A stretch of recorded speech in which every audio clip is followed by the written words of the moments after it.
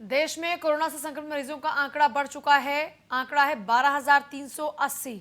414 लोगों की अब तक मौत हो चुकी है। कोरोना के 1,489 मरीज रिकवर भी हुए हैं।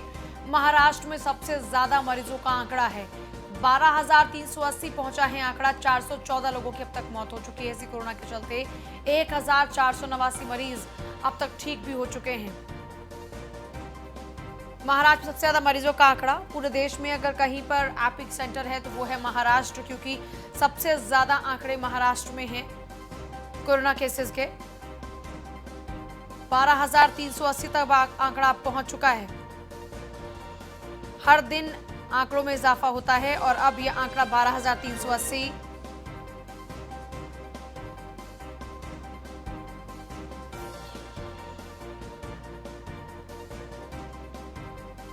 कोरोना के 1,489 मरीज लेकिन रिकवर भी हुए हैं। दुनिया भर में संक्रमण के 83,000 से ज्यादा नए मामले आए हैं और 24 घंटे में 7,000 से ज्यादा अब तक मौत हो चुकी है। देश के 170 जिले कोरोना रेड जोन बन चुके हैं। रोकथाम रणनीति पर पुरजोर कार्रवाई लगातार जारी है।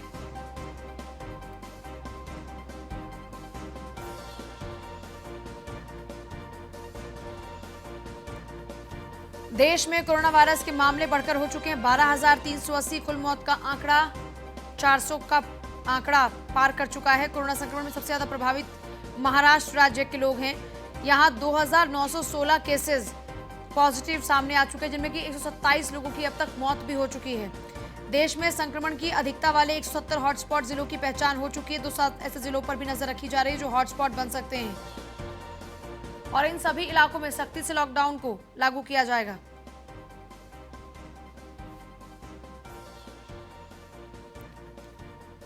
ब्रजेश श्रीवास्तव जुड़ गए, एसोसिएट एडिटर। ब्रजेश, देश के हालात इस वक्त एक तरफ जहां चिंताजनक भी हैं, लेकिन वहीं राहत की बात यह भी है कि हम फिर भी बाकी के देशों के मुकाबले भी बेहतर स्थिति में हैं।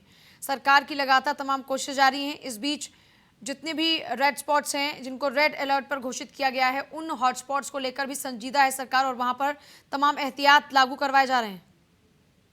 देखिए, निश्चित तौर पर कहीं ना कहीं जिस तरीके से पूरे देश में कोरोना संक्रमण का मामला तेजी के साथ बढ़ रहा है और सबसे बड़ी बात यह है कि हर रोज हजारों की तादाद में केस आ रहे हैं और सबसे बड़ी बात यह है कि तमाम हॉटस्पॉट्स को चिन्हित कर लिया गया है।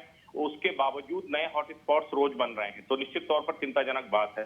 लेकिन राहत की बात एक और है। राहत की बात सिर्फ ये है कि अब जो आंकड़े बाहर आ रहे हैं या अब जिस तरीके के मरीजों की तादाद निकल के बाहर आ रही है, उसमें से मैक्सिमम लोग ऐसे हैं जिनको पहले से ही सस्पेक्टेड क्वारंटाइन किया गया था, जो है वो सबसे बड़ी बात है। ऐसे में नए अलग जगह से केसेस की तादाद कंपेरेटिवली कम है, क्योंकि पहले से ही सरकार ने जो 21 दिनों का लॉकडाउन पीरियड था, इस 21 दिनों के अंदर हम लोगों ने तमाम हॉटस्पॉट्स को हर एक जनपद में जो भी इससे संक्रमित इलाके हैं उनमें हॉटस्पॉट्स को चिन्हीकरण कर लिया, यानी कि जहां जहां मरीज है उनको हॉटस्पॉट्स घोषित कर दिया गया। हॉटस्पॉट के बाद ऑरेंज जोन घोषित किया गया, उसके बाद रेड जोन घोषित किया गया, यानी कि 3 जोन में कैटेगराइज किया गया है। हॉटस्पॉट्स उनको बनाया गया जिनको मैक्सिमम जहां से संक्रमण सामने आया, जहां संक्रमित व्यक्ति हो सकते हैं उसको ऑरेंज जोन बनाया गया और उसके बाद रेड जोन वो है कि जहां पर उनके संपर्क में आने वाले लोग संक्रमित हो सकते हैं। तो ऐसे करके आइडेंटिफाई किया गया है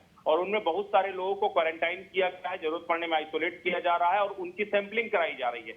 तो अब जो रैंडम सैंपलिंग हो रही है उसके जरिए बहुत सारे केसेस सामने आ रहे हैं। आप देखिए, गौतम बुद्ध नगर में 22 थे हॉटस्पॉट जो बढ़ करके 40 के आसपास हो गए। दिल्ली में 20 हॉटस्पॉट थे जो बढ़ करके अब 54 के आसपास हो गए। हॉटस्पॉट्स बढ़ रहे हैं, वो चिंताजनक है, लेकिन ज्यादातर केसेस उन्हीं हॉटस्पॉट के अंदर से आ रहे हैं। वो पेशेंट पहले से क्वारंटाइन थे वो हैं, तो ये हमारे लिए गनीमत की बात है। दूसरे दुनिया के दूसरे मुल्कों की अपेक्षा हम लोग फिर भी अभी तक बेहतर स्थिति में है। स्वास्थ्य मंत्रालय लगातार कह रहा है कि कम्युनिटी जोन में हमने प्रवेश नहीं किया है, तो ये हमारे लिए राहत की बात है। युद्ध स्तर पर काम हो रहे हैं, लगातार कोरोना के मरीज ठीक, अब तक 489 मरीज अब तक ठीक होकर अपने घरों भी जा चुके हैं। तो सबसे बड़ी बात यह है कि ये एक बड़ी बात है। तो ओवरऑल अगर देखा जाए तो स्थितियां कहीं ना कहीं अलर्ट मोड पर हैं। हमें तेजी के साथ जो है काम करना है और सरकारें कर रही हैं। लॉकडाउन का पालन करना है, वो हमें सुनिश्चित करना है कि हम लोग लॉकडाउन का वायलेशन ना करें। तो ये सब चीजें हैं। और ओवरऑल अगर देखा जाए तो देश में युद्ध स्तर पर कोरोना से लड़ने के लिए तमाम राज्य सरकारें केंद्र सरकार के साथ मिल करके तेजी के साथ काम कर रही हैं। लेकिन हाँ, कुछ हद तक कहीं जमाती कहीं उत्पाती मिल करके जरूर इस कोरोना की लड़ाई में व्यवधान उत्पन्न करने की कोशिश कर रहे हैं। लेकिन ओवरऑल अगर देखा जाए तो स्थितियों को काबू में करने के लिए सरकारें लगातार संकल्पित दिखाई दे रही हैं। चलिए, बहुत ही शुक्रिया आपका तमाम जानकारी के लिए।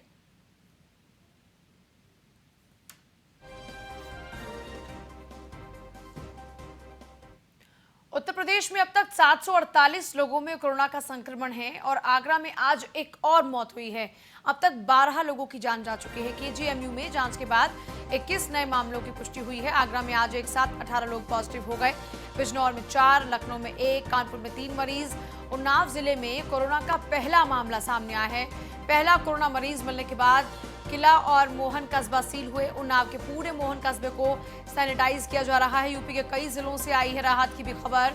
कई जिलों में कोरोना की जांच रिपोर्ट नेगेटिव भी आई है। देखिए, 40 से ज्यादा जिले उत्तर प्रदेश के इस वक्त कोरोना से प्रभावित हैं।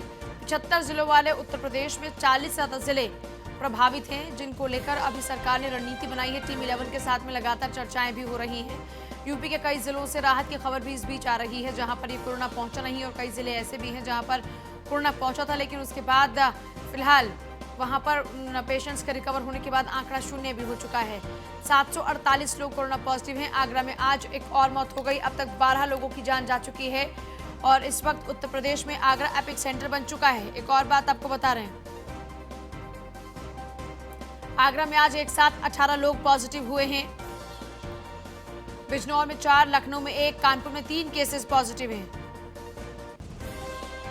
उन्नाव जिले में आया कोरोना का पहला मामला। पहला कोरोना मरीज मिलने के बाद किला और मोहन कस्बा सील हुए हैं।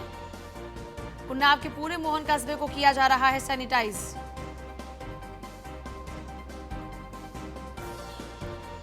कई जिलों में कोरोना की जांच रिपोर्ट नेगेटिव आई है। केजीएमयू में जांच के बाद 21 नए मामलों की पुष्टि।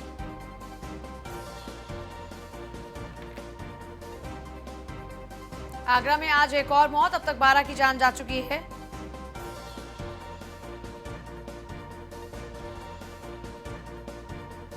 तो देखिए, उत्तर प्रदेश में भी लगातार आंकड़ों में इजाफा हो रहा है।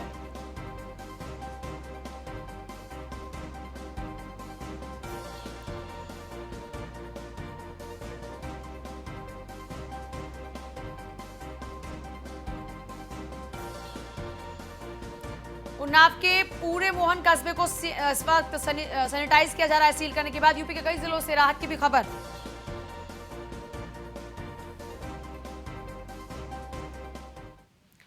रायबरेली से, जहां पर इंडियन इंडस्ट्री एसोसिएशन की पहल पीएम और सीएम राहत कोष में 15 लाख रुपए दिए हैं। रायबरेली की ओर से 15 लाख रुपए। एसोसिएशन के सभी पदाधिकारी इस दौरान मौजूद रहे।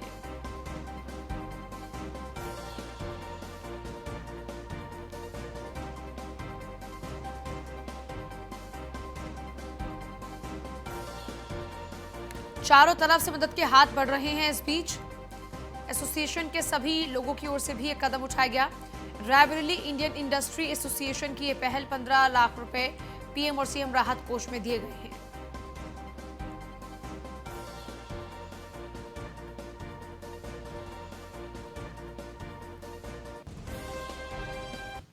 फिरोजाबाद में पुलिस का कारनामा। सरकारी काम में बच्चों से लिया जा रहा है काम। ई रिक्शा के जरिए जागरूक कर रही थी पुलिस।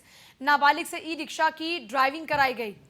ये फिरोजाबाद की तस्वीर है। पुलिस का अनोखा ही कारनामा है। यहाँ पर सरकारी काम में बच्चों से काम लिया जा रहा है और नाबालिगों से ई रिक्शा चलवाए जा रहे हैं। ई रिक्शा के जरिए दरअसल पुलिस लोगों को जागरूक कर रही थी, लेकिन इस ई रिक्शा में नाबालिग बच्चा इस ई रिक्शा को चला रहा है।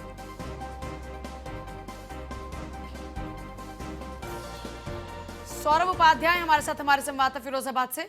सौरभ, जरा पूरी जानकारी चाहेंगे, आखिरकार पुलिस से इतनी बड़ी गलती हो कैसे सकती है?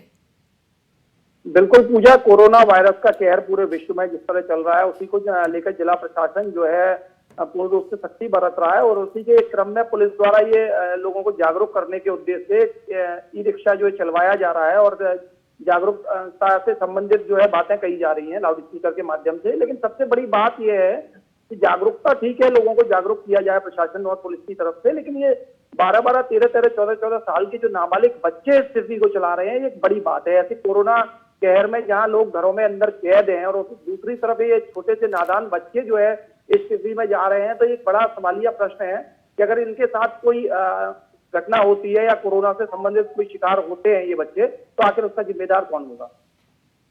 चलिए, बहुत ही शुक्रिया आपका।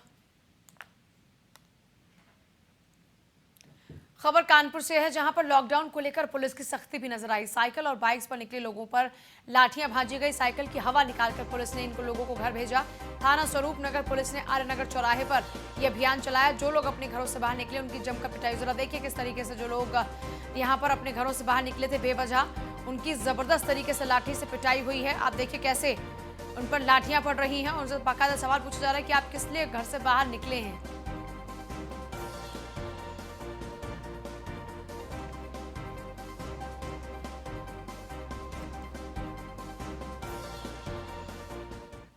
खबर अमरोहा से है, जहां पर पुलिस लोगों से लॉकडाउन का पालन करा रही है। डायल 112 पुलिस हर जगह पर तैनात है। लॉकडाउन तोड़ने वाले लोगों को मुर्गा बनाया जा रहा है, बतख बनाया जा रहा है और सोशल मीडिया पर ये वीडियोस खूब वायरल हो रहे हैं। बेवजह सड़क पर घूम रहे लोगों को नसीहत दी जा रही है। अमरोहा नगर कोतवाली इलाके का बताया जा रहा है ये वीडियो। जरा तस्वीर देखिए, अमरोहा की ये तस्वीर है जहां पर कैसे इन लोगों को मेंढक बनाया जा रहा है। जो लोग बाज नहीं आ रहे हैं उनके लिए कुछ ऐसी सलाह है जो लोगों के लिए एक नजीर बने। डायल 112 पुलिस हर जगह पर तैनात है और जो लोग बाज नहीं आ रहे हैं उनके खिलाफ देखिए फिर कैसा एक्शन पुलिस ले रही है। लॉकडाउन तोड़ने वाले लोगों को कहीं मुर्गा तो कहीं बतख बनाया जा रहा है और कहीं पर मेंढक की तरह उनको छलांग लगाने को कहा जा रहा है। कहीं पर उठक बैठक लगवाई जा रही है और ये जो वीडियोस है वो सोशल मीडिया पर खूब वायरल भी हो रही हैं।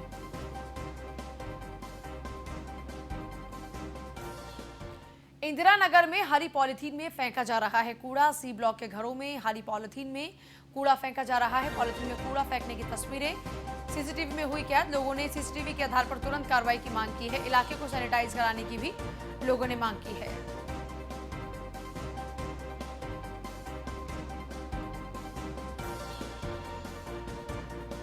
लोगों ने सीसीटीवी के आधार पर तुरंत कार्रवाई की मांग की है। सी ब्लॉक के घरों में हरी पॉलीथीन में कूड़ा फेंका जा रहा है। पॉलीथीन में कूड़ा फेंकने वाले सीसीटीवी फुटेज के आधार पर कार्रवाई की अब लोग मांग कर रहे हैं। इंदिरा नगर में हरी पॉलीथीन में कूड़ा फेंका जा रहा है। सी ब्लॉक के घरों से ये हरे रंग की पॉलीथीन से जिनमें कूड़ा फेंका जा रहा है।